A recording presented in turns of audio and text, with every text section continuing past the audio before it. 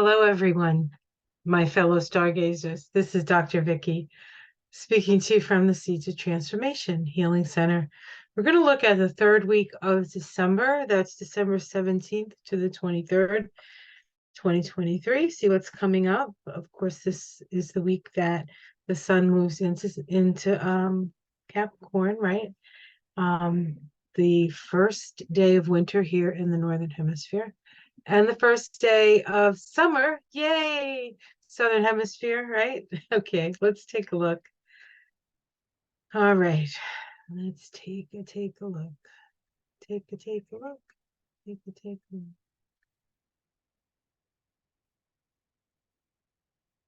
All right. Okay, we'll start right here. Okay.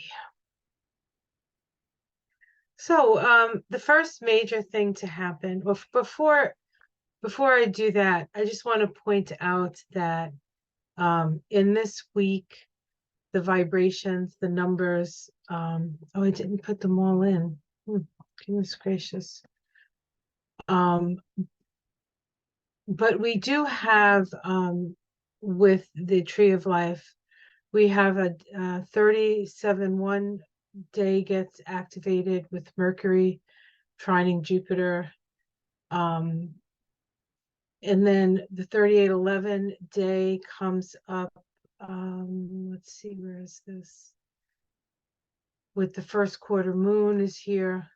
And then we have the 40/4, which is a big day. We have a lot of stuff happening on that day.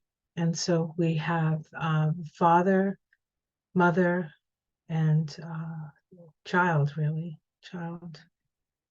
All right, let's take a look at this. Monday, December 18th, vibrates to a 37-1. We have Mercury make a Mercury retrograde, that is, make a trine to Jupiter. Now, this trine has pretty much been in orb since the first trine we had, which was on the first week, I think, of December. Where was it? So the first trine occurred on the 7th, December 7th, between Mercury and Jupiter. And then we had on the 13th, Mercury go retrograde. And so now it's going back to that trine. And this is a trine of understanding. It's a 240-degree waning trine. So this is a time when we share what we know. It's a time of learning and a time of teaching. And so we have been continuously learning new things in order for us to have the information we need to move forward. Okay. We have a flow of information to enlighten. Information must be filtered through introspection. Why is that? Because Mercury is retrograde. The last and final trine of this trine, so we have one the 7th of December, we have one the 18th of December, and then after Mercury goes direct at the beginning of next year, we'll have a third and final trine, and that's on January 19th of 2024. And then just a day or so later, we have Pluto move into Aquarius. So there's a lot of information sort of being available to us. And it's, of course, it's information in the outer world and stories coming out and the truth about certain situations and the like. But it's also information coming from the higher realms. So it's not just, look, as above, so below. The more we see the truth, the more we have an ability to see a higher truth, right? Okay, so on Tuesday, the 19th, we have the first quarter moon. This is a first quarter moon crisis in action based on the new moon that we just had on 12/12 at 21 degrees of Sag. So this is the first opportunity for the sun and the moon to come to a point of crisis, in which something must be done. Something must be done. On Thursday, December 21st, this is a very, very busy day. The first thing that we have happen is Venus making an opposition to Uranus. This is a culmination and illumination point of the seeds planted at the Venus-Uranus conjunction, which occurred on 5/30/2023. So that was almost the last day of May of 2023. And it occurred at 17 degrees of Taurus. And the Sabian symbol for that is a symbolic battle between swords and torches. Refusing to depend upon the past, the seeker turns warrior, fighting anew the eternal great war. So that was the initial seed for what is going to be illuminated at this opposition between Venus and Uranus. Now, Venus and Uranus is also a time when we can have sudden breakups in relationship, or certainly we can see perhaps just how free we are to be our authentic selves within relationship. Okay. We also have on the 21st, Mercury retrograde making a waning sextile to Saturn. This gives common sense, self-discipline, and prudence. The last and final aspect of this, because this happens 3 times, will be January 18th of 2024, when Mercury goes direct. So in a way, with Mercury going retrograde, at the end of the year, and then just as the new year begins, the 1st, the 2nd, depending on where you are, Mercury goes direct, but it doesn't really get out of its shadow, and it has to make more aspects to the aspects that it already made twice during the pre-retrograde, the retrograde cycle, right? So it's almost as if November and December and January sort of make this like turning the corner kind of energy, and it brings it forward. And so when we face the new year, especially January, is still sort of trying to make sense, I think, of the end of the year, while this year December is in the year, not quite making sense of it and starting to have intimations of the future. So this really is it feels to me like a real turning point for us to navigate and take everything we've learned and bring it forward and make new and different decisions in the future, right? In 2024. Of course, 2024 is going to be an 8 vibration, and as you sow, so shall you reap. So you've already sown the seeds for 8 years, people, and now the seeds come to fruition.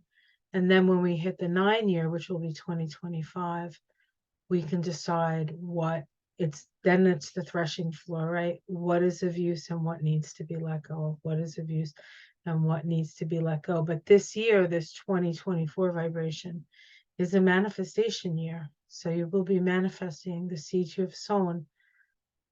So people who should be scared probably know that they might not know that it's an 8 year, and as you sow, so shall you reap. But if they knew that, they might be a little concerned. But none of you. All right. We also have, it's a very busy day. This is what happens. A little few things here and there, and then one day everything happens. And everything happens on the first day of winter here in the northern climes, or at the equinox period, right? Well, not equinox, solstice, when the sun stands still, when the sun is at its highest in the south and lowest in the north. Mars makes a waning in conjunct to Uranus. You may experience a heightened sense of restlessness and impulsiveness try to avoid being too impulsive, taking actions without thinking about it.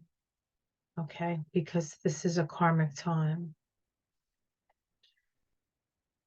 And then we have the sun ingress into Capricorn. Winter solstice in the northern hemisphere and summer solstice in the southern hemisphere. The Sabian symbol for 1 degree of Capricorn is an Indian chief claims power from the assembled tribe. This is always about the responsibility that comes with power. On Friday, the 22nd, we have Mercury, we have the sun make an inferior conjunction to Mercury, or Mercury make an inferior conjunction to the sun at 1 degree of Capricorn, the same degree as the sun moved in the day before. So whenever these season changing signs, those first degrees of the season changing signs get activated by whatever planet, it's always, you will always see something in the outer world. So we can expect to see some big shifts, I think, with the energy of the sun moving into Capricorn. Now, the sun is moving into Capricorn. Pluto is still in Capricorn and actually doesn't move out of Capricorn until the sun moves out of Capricorn. So the sun moves into, this happens in January, the sun moves into Aquarius, and then Pluto follows. So it's interesting. This is an interesting moment with the sun moving into Capricorn, because Pluto's been in Capricorn for so many years, right? It sort of brings that, you know, Plutonic energy into the Capricorn energy. You know, we'll talk about it. We'll talk about the conjunction and the like. And then later that day, Mercury re-enters the sign of Sagittarius because Mercury's retrograde. And the Sabian symbol for 30 of Sag is the Pope blessing the faithful, the need to pay homage to traditional values upon which the invisible community of spirit is built. All right, let's look at a couple of charts, yeah? All right, so we're looking here, December 18th, Mercury making a waning trine to Jupiter. This is occurring at 6 of Capricorn, Taurus. This is the second of 3 exact waning trines. This combination symbolizes an easy harmony between the fact-based day-to-day reality and the broader philosophical, cultural, or spiritual aspirations. Mercury is now at 6 degrees of Capricorn. So these two energies are flowing, okay? And these two symbols would flow together as well. The 10 logs lie under an archway leading to darker woods. The need to complete an undertaking before seeking entrance to whatever is to be found beyond. The key word is threshold. Threshold. In a disseminating trine to Jupiter at 6 degrees of Taurus, a cantilever bridge across a deep gorge, the conquest of separateness through group cooperation. The key words here, the man-made bridge built with collective skill, gives substance to and demonstrates man's capacity to conquer obstacles. So in a way, we really need to come to terms with how we are relating to each other and what kind of things, what kind of bridges need to be built in order to navigate over this deep divide that we find ourselves in. Okay.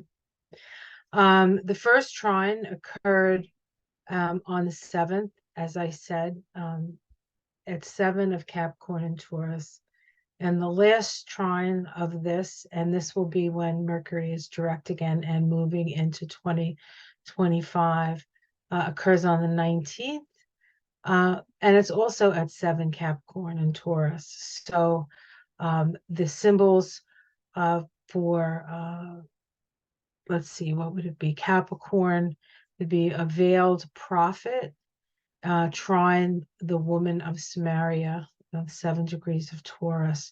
So there's all these sort of symbols of, or sort of giving us the the message. You guys have to start coming together. It's time for the fighting to be over. That's really what it looks like to me. And we'll see. Hopefully, we can manage that. And we have the chart here. We can see the trine between Mercury and the third house. Mercury here. This is a chart for Washington D.C. We do have Pluto right on the ascendant here. So this is transformation of identity, perhaps. But the flow is coming from the 12th house to the third house. So I think we're going to be hearing secrets in the media. Secrets in the media, if we read this as a mundane chart. The vibration for the day, the King of Cups, which is in the Sephiroth of Chokmah for my Kabbalah students. And Chokmah is associated with Uranus always. And of course, we have Uranus also in Taurus here at 20 degrees. And it's actually making a sesquiquadrate to Mercury, the same planet that Jupiter is trining. So this sesquiquadrate is asking you to Uranus to Mercury, that there needs to maybe be a bit of a change in the way that you communicate your beliefs. There are some things you're going to have to let go of. Okay. All right, let's keep going. On the 21st, Uranus opposite Neptune at 20 degrees of Taurus Scorpio. This, of course, is the culminations of the seeds planted on the Venus-Uranus conjunction that occurred on the 30th of March of this year. That particular day vibrated to a 40/4. 40/4 is the path of life for Donald Trump, incidentally. And there's actually a lot of, I think, what's his name has a 40/4 too. The Speaker of the House, I think, Johnson. So the 17 degrees of Taurus, a symbolic battle between swords and torches. The swords are considered the mind and the torches the spirit. And in the battle between spirit and the mind, spirit always wins. Because spirit is eternal and the mind is a construct that we have in order to navigate this physical world that we find ourselves in. So ultimately, God always wins in a way, you know. Because without God, there is no air. Without the fire, there's the air. There's no construct. There's nothing to think, right? There's just something to be with the air, with the fire. Now Venus is at 20 degrees of Scorpio. A woman draws away 2 dark curtains, closing an entrance to a sacred pathway. The revelation to the human consciousness of what lies beyond dualistic knowledge. That's a powerful, powerful symbol for Venus to be holding. The key word, plunging ahead into the unknown.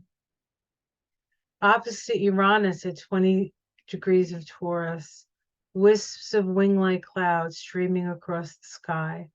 The awareness of that spiritual forces are at work. Keyword, blessings. This is an invitation. This is an invitation to be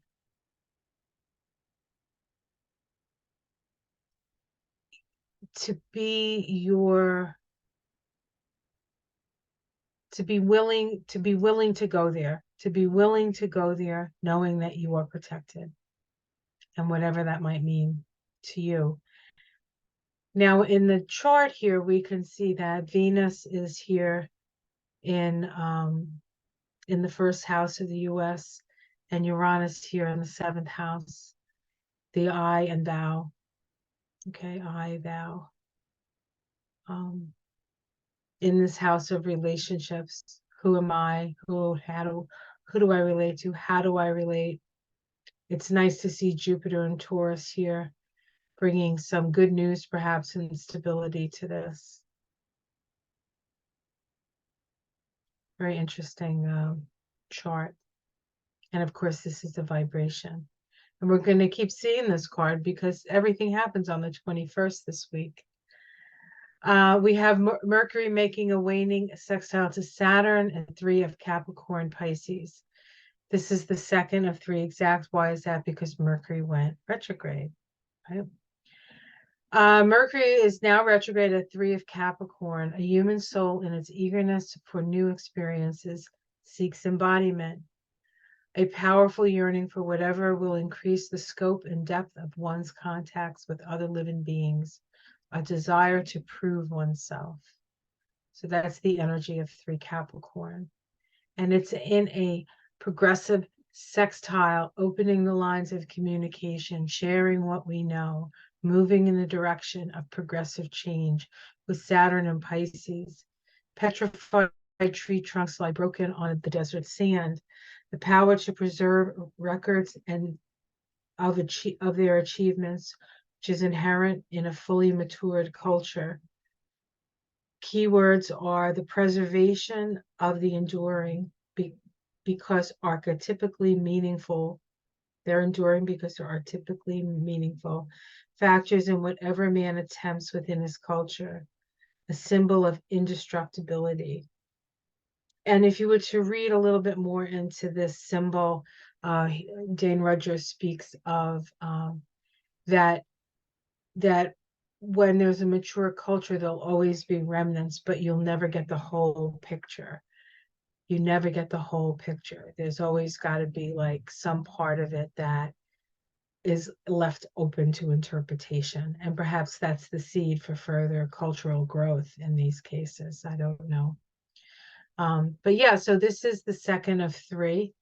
And we can see here's Saturn here in this second house, very, very practical. And let's see, where are we?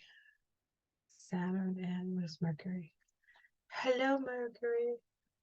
Mercury must be right here. Oh, there it is. Right there in the first house.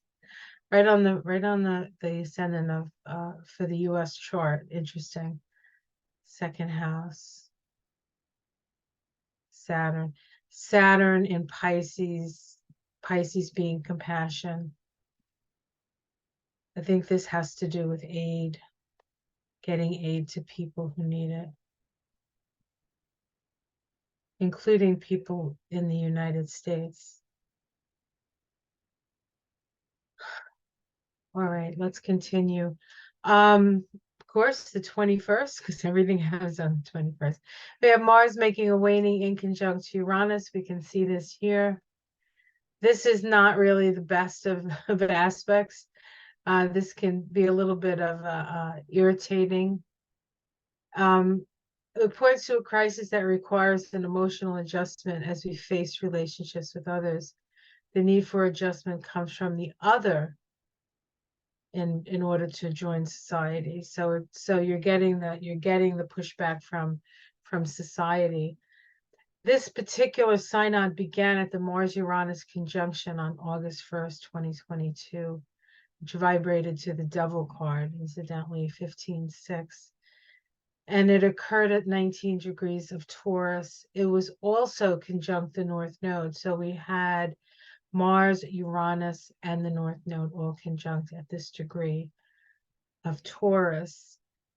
The North Node is the direction forward.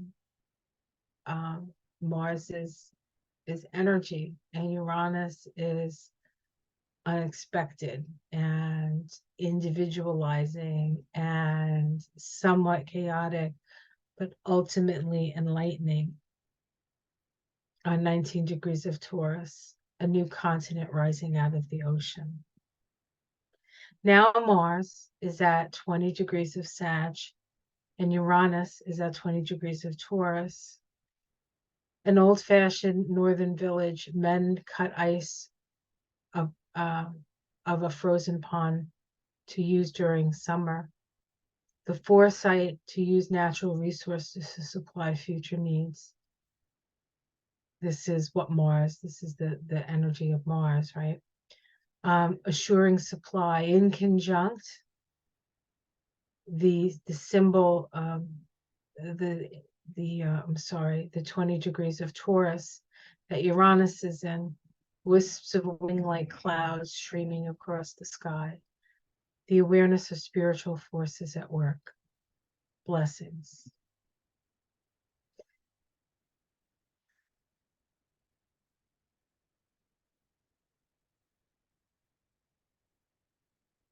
This kind of energy can be a bit of a hair trigger, so be aware of that. There's a lot of things happening this day, and this is one of them, and this is, I think, something you need to be aware of.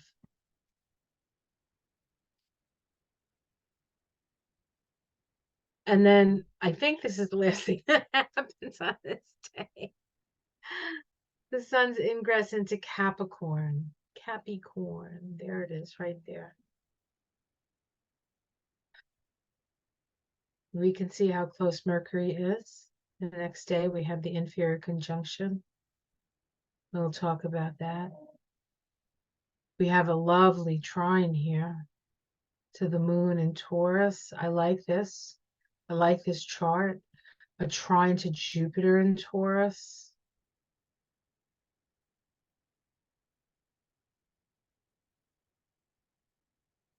So the sun at 1 degree of Capricorn, an Indian chief claims power from the assembled tribe, the power and responsibility implied in any claim of leadership. Whenever a planet moves into a sign, I like to look at the ruler of that sign and what sign that planet might be in. And of course, the ruler of Capricorn is Saturn. And we have Saturn at 3 of Pisces. Oh, the petrified wood, we remember that. The preservation of enduring because of archetypically meaningful factors in whatever a man attempts within his culture. The symbol of indestructibility. Indestructibility. So there are things that cannot, there are things that are kind of indestructible. And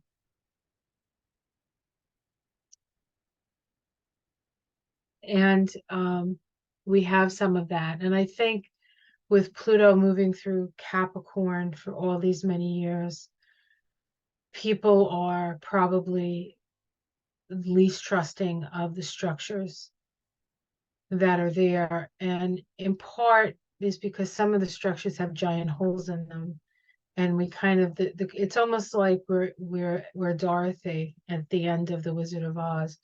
And we realize that the wizard is a bit of a charlatan, and a lot of the stories that we've been told are just stories that have been told, and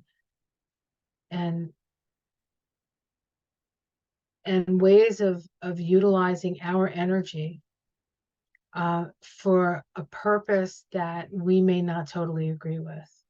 So, or that we don't want our life going or our energy going to that.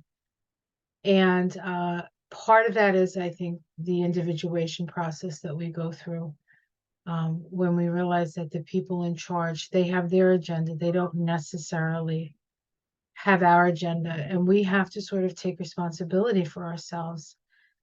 And that takes you really need to be mindful and thoughtful with that energy.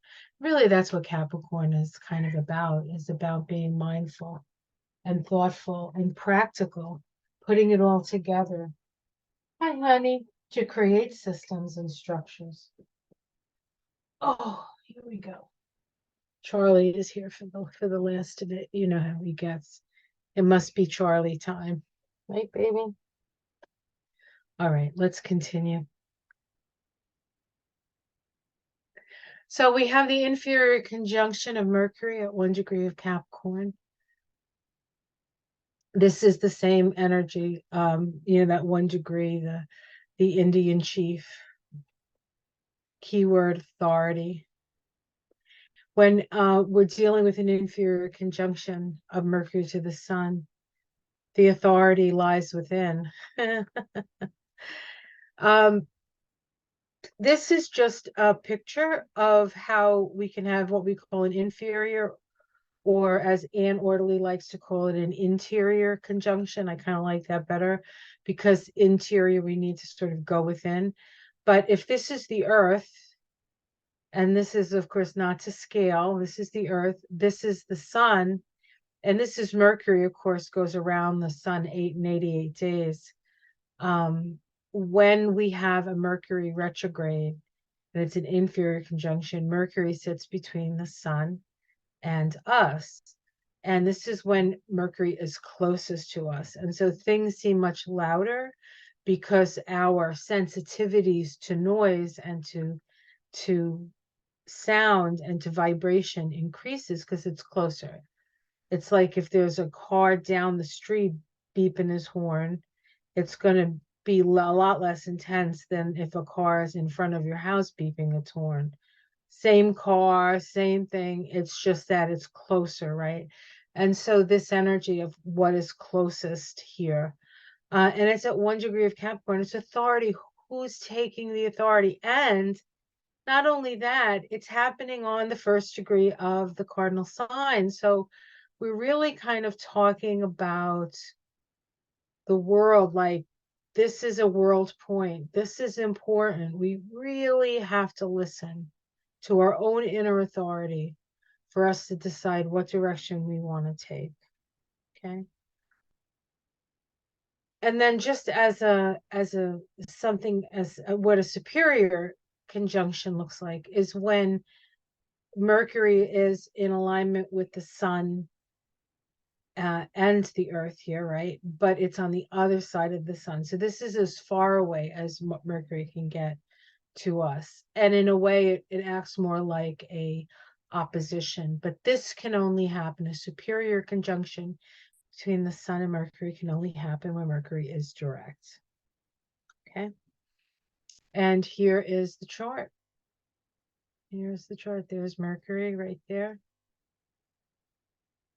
Conjunct the sun in the 1st degree of Capricorn, a world point. While we see Pluto here, just like, this is important. This is just, well, this is retrograde. So this is going to go back. This is going to go forward. And this is going to move out of Capricorn, right? It's going to go bloop out of Capricorn. So this is very interesting time. Very interesting time to be alive. Take notes, people. Just take notes. Keep taking notes, because they will ask you, where were you when? And if you take notes, you'll have proof.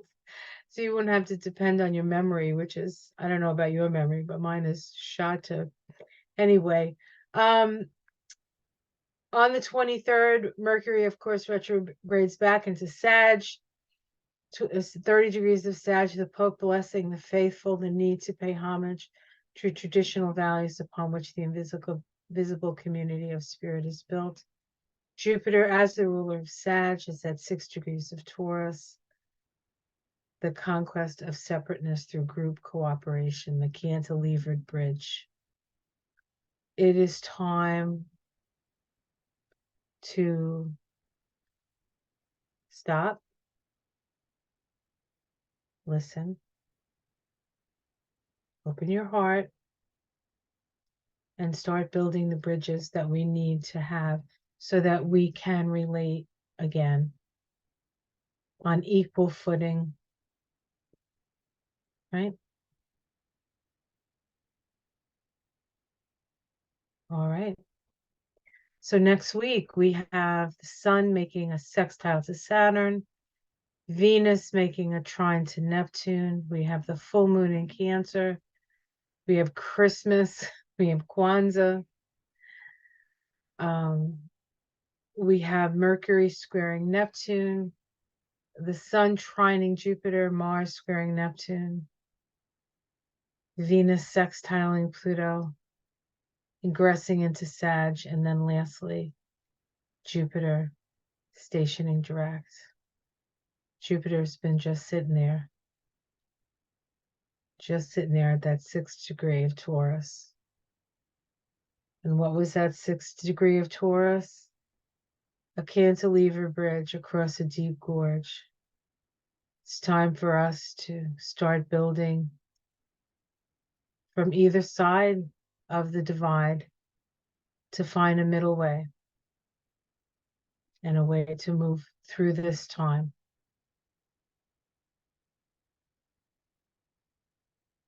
As I'm sitting here, I just have to share this with you. There is a hawk that just flew into the tree across the street. So that is a message. Hawk comes from spirit. Hawk is uh, letting us know what spirit is thinking, sort of thing. Messages, and keep an eye out. So keep an eye out for messages. Hey, Charlie. All right, guys. Have yourself a great week. I'll see you again next week. And be careful out there. For me and Charlie. Namaste.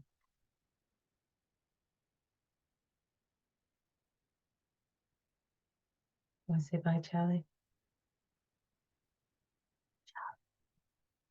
He's purring. He's happy to see you.